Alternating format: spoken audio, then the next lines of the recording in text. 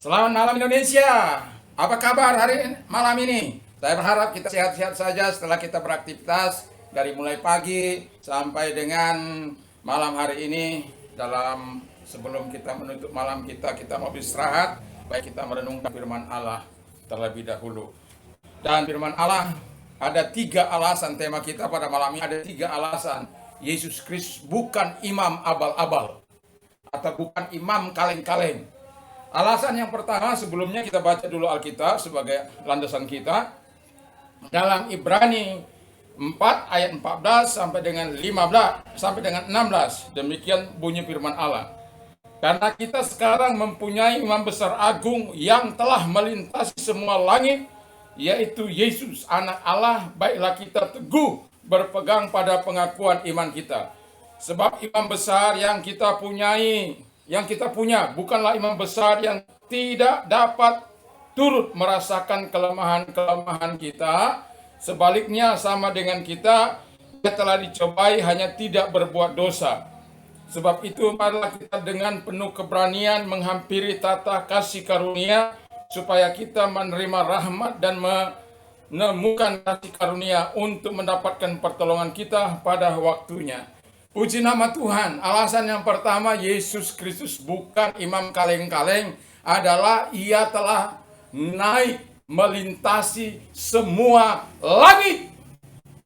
Anda bisa bayangkan tidak ada seorang pun yang telah pernah melintasi langit, tetapi mau saya katakan dia berasal dari surga, telah datang ke bumi ini dan bahkan turun ke dunia orang mati, lalu dia naik. Dalam Efesus dikatakan, Efesus 4 ayat yang ke-10, ia berkata, ia yang telah turun, ia juga telah naik jauh lebih tinggi daripada semua langit untuk memenuhi segala sesuatu. Puji nama Tuhan. Itu sebabnya Yesus bukanlah imam abal-abal. Dia berasal dari surga dan dia turun ke dalam dunia ini, lalu kemudian dia naik kembali ke surga untuk menyediakan tempat bagi kita. Jadi pernah saya mengatakan dalam khotbah saya yang lalu bahwa ketika saya bawa ke Sumatera, ke Medan, ke tempat asal saya, maka Anda dengan mudah ke sana. Tetapi kalau Anda pergi sendiri tanpa saya kasih tahu alamatnya, saya katakan saja Serbelawan, mungkin Anda tidak akan pernah menemukannya.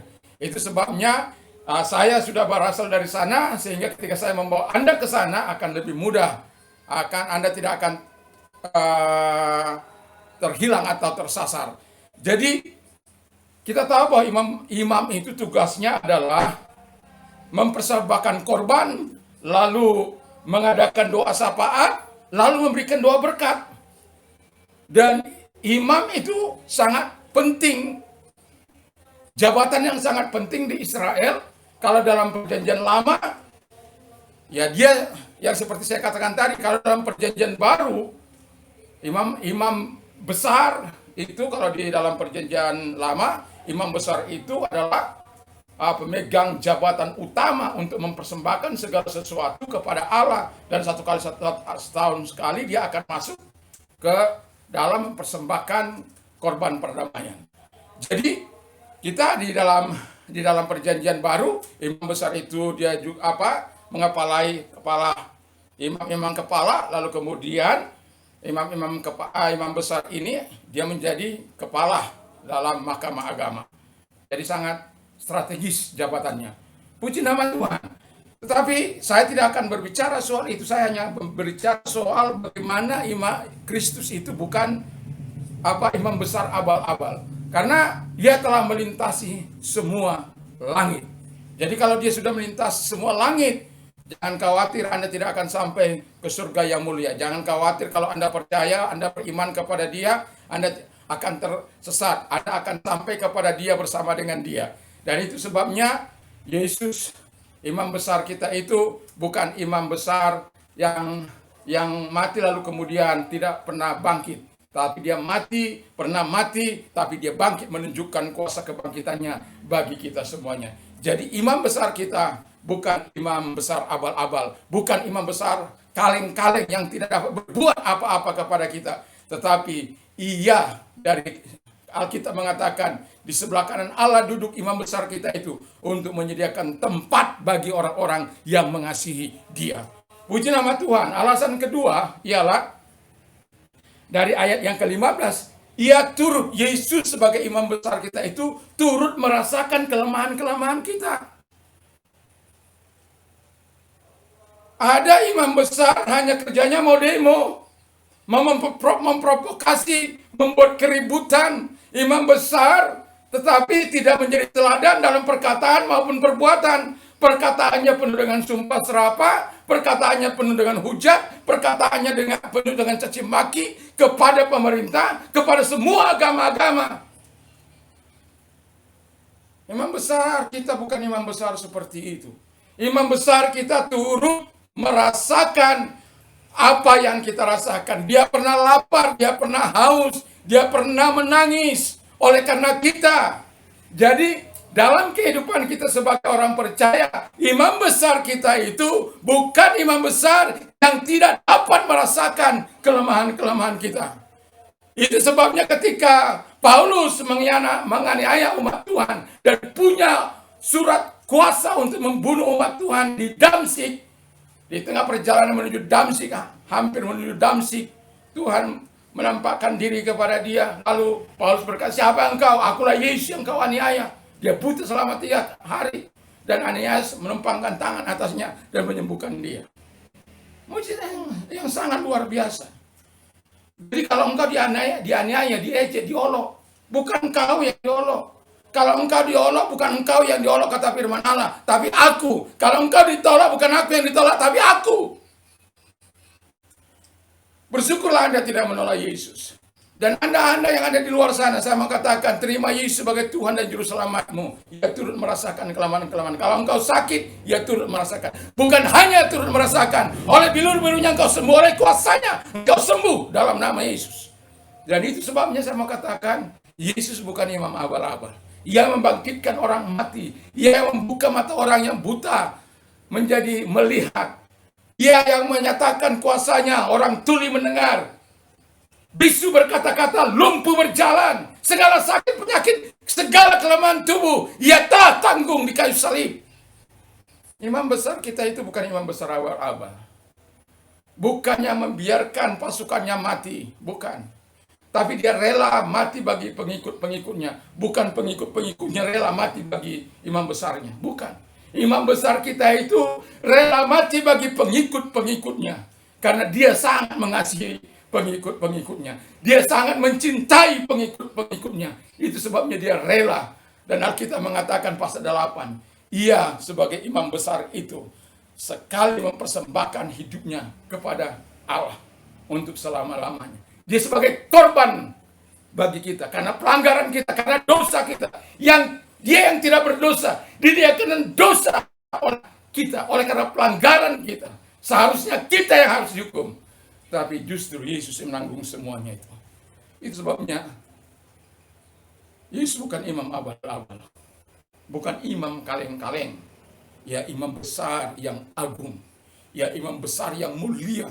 Ya imam besar yang sejati. Yang sungguh saya mau katakan tidak akan rugi mengikut dia. Jadi Anda yang ada di luar sana, terima Yesus sebagai Tuhan dan Juru Selamatmu. Dia sebagai imam besar agung. Dia akan telah memberikan hidupnya dan bersyafaat bagi kita. Lalu kemudian dia telah memberkati kita. Dan berbahagialah orang yang diberkati oleh Tuhan. Berbahagialah orang yang berjalan menurut berkat Allah. Berbahagialah orang yang mau menerima Yesus sebagai Tuhan dan Juru Selamatnya. Jadi imam besar kita itu yang kedua adalah ia turut merasakan kelemahan-kelemahan kita. Yang ketiga, Yesus memberikan rahmat-Nya dan pertolongannya. Wow! Pemasmur berkata begini, dari manakah aku melayangkan mataku ke gunung-gunung, dari manakah pertolonganku? Pertolonganku ialah dari Tuhan yang menjadikan langit dan bumi. Jadi pertolongannya dari Tuhan yang menjadikan langit dan bumi, yaitu Yesus Kristus. Jadi itu sebabnya dia memberikan rahmat-Nya.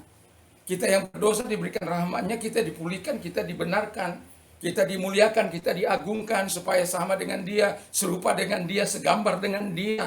Kita yang tadinya rusak, yang tadinya kita gambar dipulihkan menjadi gambar Kristus Yesus. Kita ini dalam Kejadian 5 ayat 3 dikatakan bahwa kita adalah gambar dari Adam. Adam itu gambar dari Allah. Dan itu sebabnya Yesus datang, gambar Adam ini, gambar Adam yang pertama dipulihkan menjadi gambar Adam yang kedua, yaitu Yesus Kristus.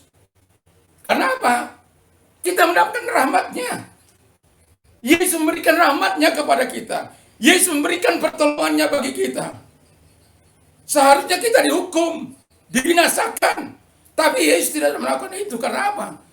Itu sebabnya dia bukan imam abal-abal. Dia imam yang mencintainya. Kalau ada imam besar memprovokasi, membuat kebencian di sana sini, menabur kebencian dengan khotbah-khotbahnya, itu bukan imam besar. Imam besar itu adalah imam besar yang menyujudkan, yang memberkati, memberikan kebaikan-kebaikan, yang tutur katanya dan perbuatannya sejalan. Jadi sinkron antara perbuatan dan perkataan. Ada banyak orang perkataan dan perbuatannya tidak sinkron. Dia berlagak menjadi pahlawan, tetapi sebenarnya penuh dengan kemunafikan. Dia berlagak orang baik, tetapi sebenarnya penuh dengan kebencian. Dia berlagak menjadi juru damai, tetapi sesungguhnya ada apa itu? Ada udang di balik batu. Wah, luar biasa. Tapi saya mau katakan imam besar kita itu bukan imam besar abal-abal. Dia yang pertama saya katakan tadi, dia telah melintasi semua langit. Dia turun ke bumi ini, lalu turun ke dunia 2 orang mati, lalu naik lagi melintasi semua langit, duduk di sebelah kanan Allah Bapa. Lalu kemudian yang kedua, ia turut merasakan kelemahan-kelemahanmu. Jadi kalau engkau orang berdosa, yang tadinya memang suka berdosa, yang suka melakukan pre-sex, suka melakukan narkoba, merokok, menghisap rokok hantu, ganja, marijuana, dan lain sebagainya. Dalam nama Yesus engkau bisa berhenti. Karena apa? Turut merasakan kelemahan-kelemahanmu. Dan dia yang memberikan pertolongan nanti bagimu untuk dapat engkau kesembuhan. Karena dia memberikan rahmatnya. Yesus itu memberikan rahmat dan pertolongan bagi orang-orang yang lemah seperti itu. Tidak dibiarkan. Jadi kalau ada orang menerima Yesus sebagai Tuhan dan Juru Selamatnya tidak mengalami perubahan dalam hidupnya, berarti dia tidak mengalami kuasa imam besar agung itu. Dia tidak merasakan dampak dari persekutuannya dengan Allah. Dia tidak merasakan kuasa dan kasih dari sang imam besar itu, yaitu Yesus Kristus. Imam besar kita itu adalah imam besar yang betul-betul mengatakan, hendaklah kamu sempurna sama seperti Bapamu adalah sempurna. Yang lama sudah berlalu, sesungguhnya yang baru sudah datang. Aku menjadikan segala sesuatu baru. Wow! Itulah imam besar kita. Itulah kehebatan imam besar kita. Imam besar kita tidak pernah memperalat pengikut-pengikutnya. Imam besar kita tidak pernah membujuk pengikut untuk kita mengikuti dia. Tidak pernah. Tetapi dia mengatakan fakta-fakta kehidupan. Dan imam besar kita itu tidak menyuruh kita untuk tidak mengikuti teladannya. Karena dia tidak suka berperang, tidak ada kebencian. Kalau Yesus katakan, kalau ada musuhmu, doakan dia. Saya berkata kepada 2 orang yang menipu, yang mobil saya ada di tangan mereka. Tapi mereka saling melempar. Saya hanya bilang begini, mungkin dari hukuman dunia ini Anda akan bebas. Tapi tidak dengan hukuman Yesus Kristus. Di bumi ini, kalau Anda tidak mau mengakuinya, di bumi ini juga akan mendapatkan balasannya. Apalagi di surga sana kalau Anda tidak bertobat. Itu kesempatan bagi saya untuk memberikan kesaksian tentang Yesus Kristus. Kesempatan bagi saya untuk menyatakan Yesus Kristus adalah Tuhan yang saya sembah, yang penuh kuasa dan perkasa. Dan saya tidak malu mengatakan itu di hadapan mereka. Kenapa? Saya tahu Yesus tidak pernah tidak merasakan apa yang sedang saya rasakan saat ini. Yesus tahu semuanya itu. Tetapi Yesus mau tahu sampai di mana daya tahan saya mengikuti dia. Apakah saya bersungut-sungut ataukah saya bisa bersyukur dalam semuanya itu? Apakah saya penuh dengan kebencian? Apakah saya dengan penuh amarah? Tapi puji Tuhan, saya bersyukur karena saya mau mengikuti teladan Yesus itu. Harta ini adalah harta untuk sementara, tidak ada yang kekal. Harta yang abadi itu adalah Yesus Kristus. Dialah imam besar saya dari sekarang sampai selama-lamanya. Terpujilah Tuhan. Haleluya. Amin. Kita berdoa. Kami bersyukur, kami berterima kasih kepada Tuhan bahwa imam besar kami bukan imam besar kaleng-kaleng, imam besar abal-abal, tapi imam besar yang agung, sejati, dan mulia. Terima kasih Bapa di surga. Kami bersyukur bahwa Engkau mau mengasihi kami, mau memperhatikan kami, orang yang berdosa. Terpujilah Engkau. Kami berdoa agar Engkau menyatakan segala kasih dan rahmat-Mu di dalam kehidupan kami sebagai orang percaya. Hadir Engkau di pemerintah kami, hadir Engkau di hati kami, hadir Engkau di para sahabat-sahabat kami, dan hadir Engkau di kota kami. Di dalam nama Yesus kami bersyukur dan berdoa. Haleluya. Amin. Tuhan memberkati.